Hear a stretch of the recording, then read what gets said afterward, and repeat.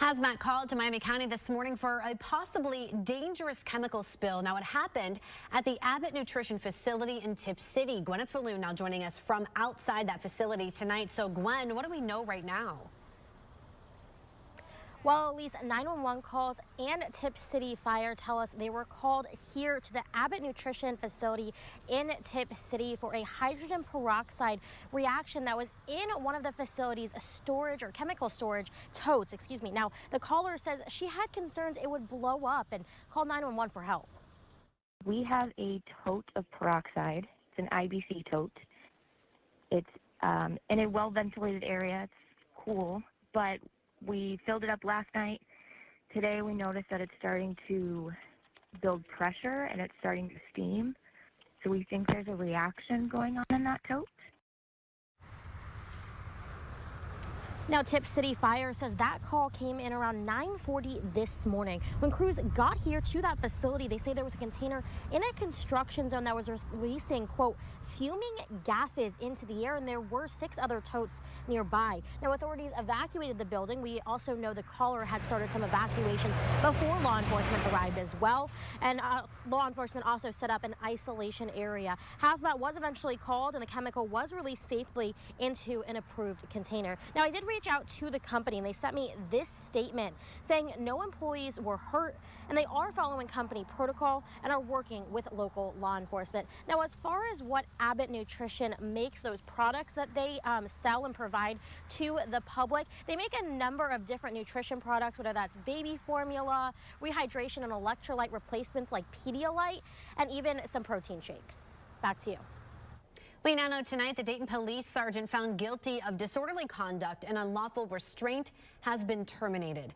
Dayton police made that announcement on social media today. They say Joseph Setti's termination is effective immediately. Ohio BCI investigated the allegations against him from last March. Now, Setti was on administrative leave until the conclusion of that investigation. Police Chief Cameron Afzal released this statement in part saying, quote, the decision to terminate Joseph Setti's employment reflects our dedication to maintaining the trust and confidence of our community. We are committed to our core values of professionalism, integrity, fairness, and respect. I will continue to ensure that our officers adhere to the highest ethical standards. And several Northeast Ohio communities are now getting some extra help from the state. Governor Mike DeWine issued a proclamation ordered all state agencies to be ready and willing to lend an extra helping hand. Now, Ohio EMA has been monitoring that situation since 4 tornadoes swept through that Northeast Ohio area. And meanwhile, tonight, members of Ohio Task Force 1 are expected to arrive back home in just a little over about an hour and a half from now, in fact. You're taking a live look right now, though, at their warehouse facility in Vandalia. The team was deployed to South Carolina on Sunday ahead of Tropical Storm Debbie's landfall. Now, they received the all clear to demobilize and come back to the Buckeye State last night. We, of course, will be there when they arrive, and we'll have the very latest on air and online. A live look right now from our Beaver Creek area, actually, from our Eco Plumber Sky Cam. Beautiful night out there. Let's send it out to Chief Meteorologist Natalie Walters. Yeah, absolutely beautiful day. We got some sunshine. The biggest difference is some lower humidity, which is actually going to continue to lower as we head into the weekend. So we got a really nice weekend forecast to look forward to. But for right now, we got upper 70s, lower 80s, 79 in Dayton, 81 in Troy, 80 in Sydney right now. Compared to where we were this time yesterday,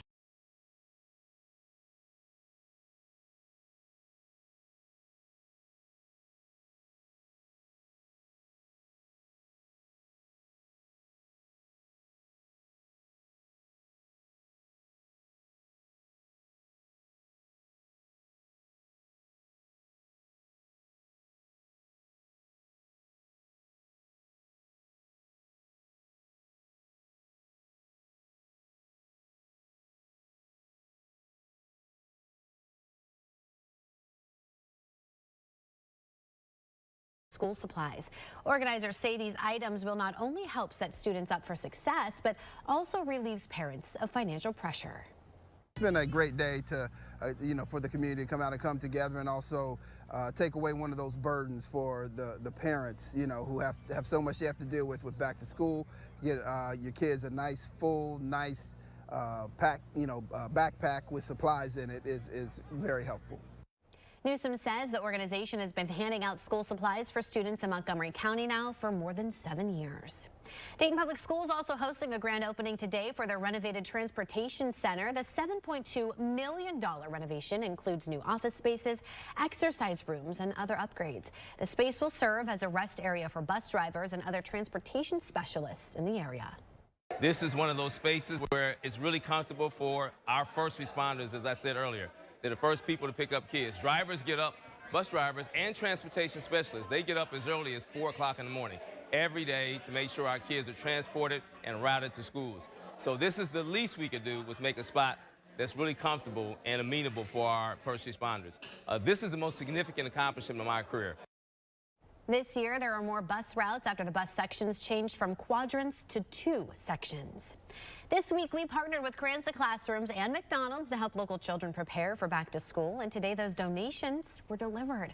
Boxes filled with book bags, notebooks, and dozens of other supplies were collected in bins at McDonald's across the Miami Valley. Now, Cransta Classroom representatives say this will make a huge difference for students in our area. There are kids that are getting ready to head to school. There are teachers that are already in school, and kids are going to show up without the supplies that they need. About 86% of local students show up to school and they don't have the supplies they need because they're low income. And so we're here to hopefully relieve that burden off of the student, give them confidence to start the school year well, and be able to provide those supplies so the teachers don't have to. Now, Cransta Classrooms is always accepting donations throughout the year, and you can donate at their facility on Woodman Drive. Well, big events happening across the state this weekend. VOA Country Music Fest is underway in Westchester Township tonight. It is day 2 of the festival, and organizers expect their biggest crowds yet. Chelsea Sick is out there with a look at the weekend ahead. As a country music fan, this is one of my favorite assignments of the year. We are at VOA Country Music Fest here in Westchester Township, well underway. Jason Aldean doesn't take the stage until 10 o'clock tonight, but already thousands of people are here. Right now, they're enjoying some of the younger acts. This is Chase McDaniel, who is on the stage right now. This is actually the Whiskey Jam stage. This is a smaller stage compared to the bigger stage that is over at the other part of this festival. But I'm here with Dawn and Andy. Y'all can come in here with me. This is your first time here at VOA, second year of VOA at all. What have you heard about VOA that made you all want to come out here? Oh my gosh, I've only heard good things. So much fun. It's not super crowded. We have room to move around. There's all kinds of food here. Like, super excited. It is so much fun. And I know that you all were here last night. What happened? What was the vibe? Yeah, Larry Fleet was awesome.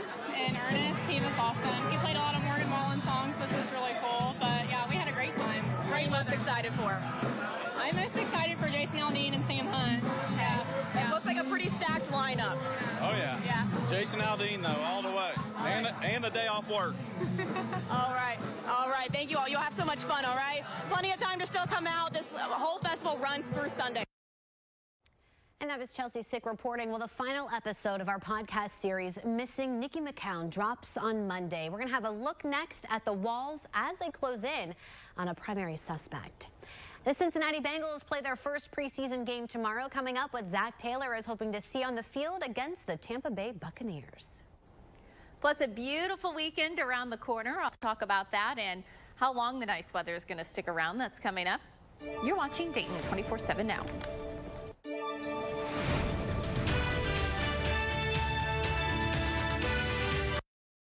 The Sports Desk is sponsored by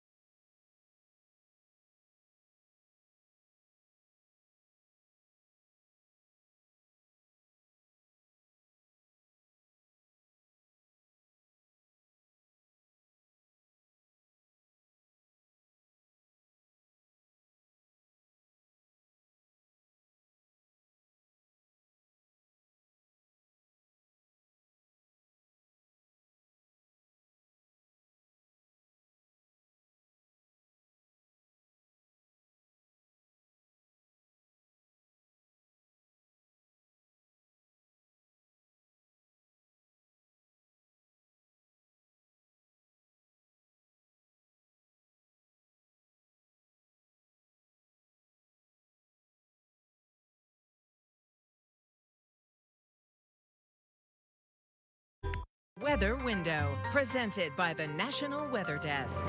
The leftovers from Tropical Storm Debbie caused all kinds of problems today. Significant overnight flooding in South Carolina led to emergency evacuations. Coastal flooding left portions of downtown Annapolis, Maryland underwater. Strong winds and saturated ground helped topple trees near Washington, D.C. It was a similar story in central Pennsylvania, where high water and some very strong winds left their mark. For more content like this, follow the National Weather Desk on TikTok.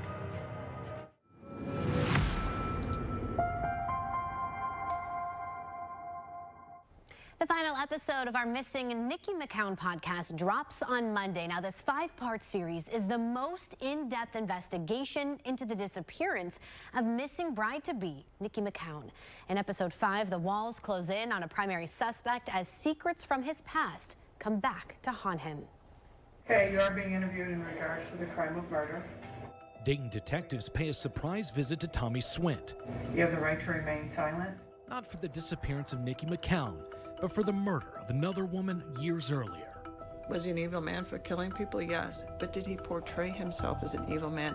No. In episode 5 of Missing Nikki McCown, our podcast team asked detectives about his haunting past and possible connections to the missing bride-to-be. Do you think he was a serial killer then, or do you think he at least had the psychological makings to be?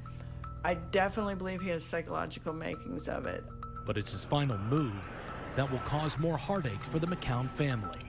It was very gut-wrenching, and it was kind of like, we're back to square one. Like, what do we do from here? In this final chapter, we investigate where the case stands now and the tools police are still using to try to solve the case, as her family clings to the possibility that this missing bride-to-be will return home and this mystery will be solved. My family goes through pain, my grandma does, and I just want my mom home just to be with her. There are people out here that do know, and I am really sick and tired of them hiding behind what they call justice. That was Nathan Edwards. Now, before the 5th and final episode drops on Monday, be sure to catch up on the first 4 episodes. You can scan the QR code right now on your screen to download, or search Missing Nikki McCown in Apple, Spotify, or whatever podcast platform you use. Make sure you subscribe to the series, of course, so you always know when a new episode drops. Moving on to weather, a beautiful evening out there. In fact, a lot less humidity. It's still, kind of warm, but not like overly warm. Yeah, exactly right. And the humidity is really what makes the difference out there. So pretty typical summer-like evening across the Miami Valley with less humidity, but we have mostly clear skies, hardly a cloud in the sky. You can see the remnants now. Post-tropical cyclone Debbie now off to our northeast.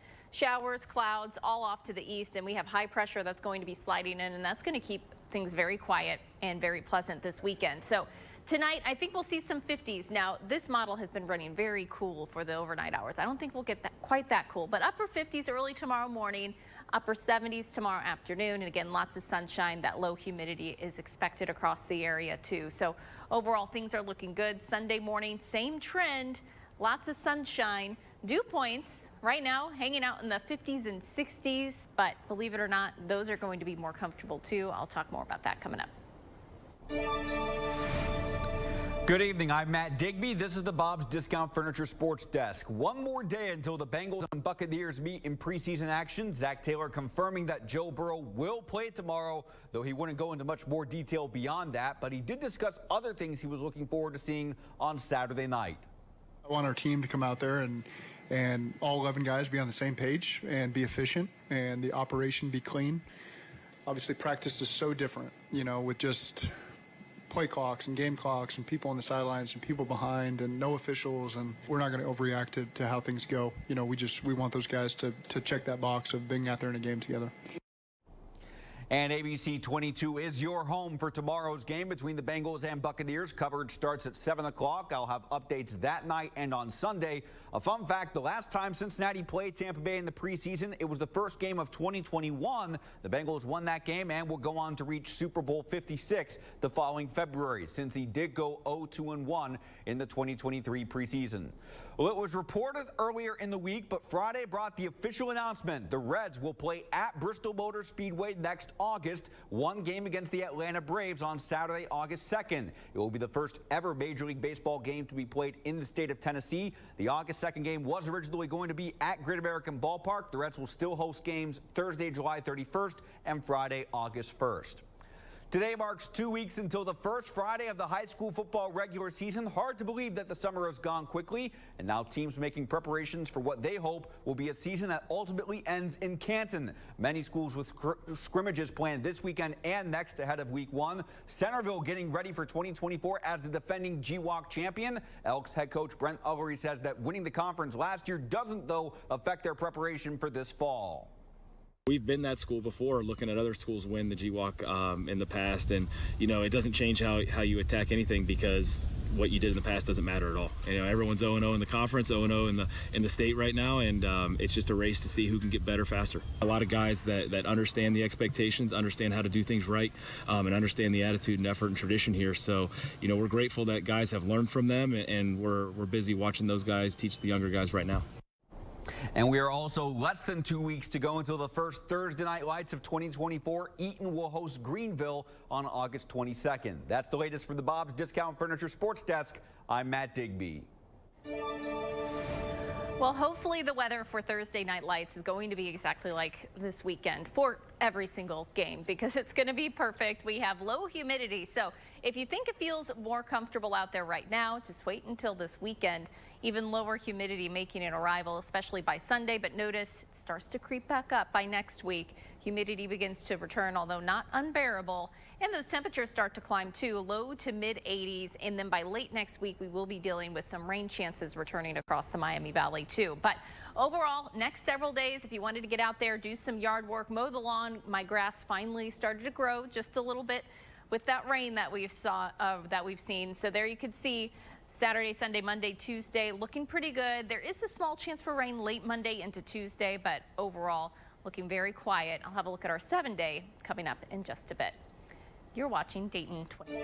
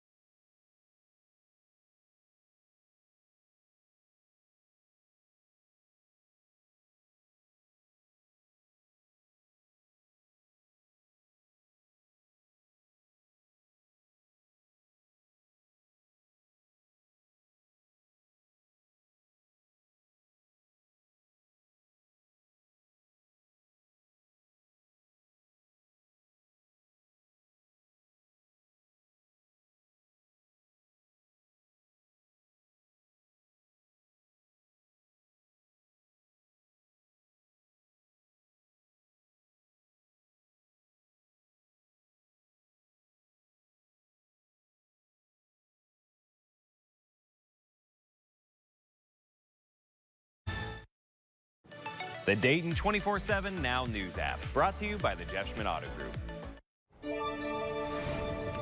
Well, weekend is looking beautiful. Here's a look at that weekend forecast. Temperatures across the area for our early Saturday, upper 50s, lower 60s, lots of sunshine, again, low humidity. Sunday also looking great, so anything outside shaping up beautifully. Extended forecast, we do have some rain in the forecast, although it's really not until late next week we'll see anything significant return to the area. Slight chance for showers late into the day on Monday. Tuesday's looking good with those low 80s, mid 80s Wednesday, Thursday, and then by Friday we got a better shot at some rain moving through with our temperatures back into the mid 80s then. But next few mornings allow some fresh air in, low temperatures dropping into the upper 50s, but they'll be back closer to normal. Keep in mind normal high 85, normal low 65, so we'll be below normal over these next several days. It's going to definitely be beautiful and feeling like football weather. I think Natalie forgot she needed to come join me. I thought we had something else happening. And now our biggest announcement, we're happy to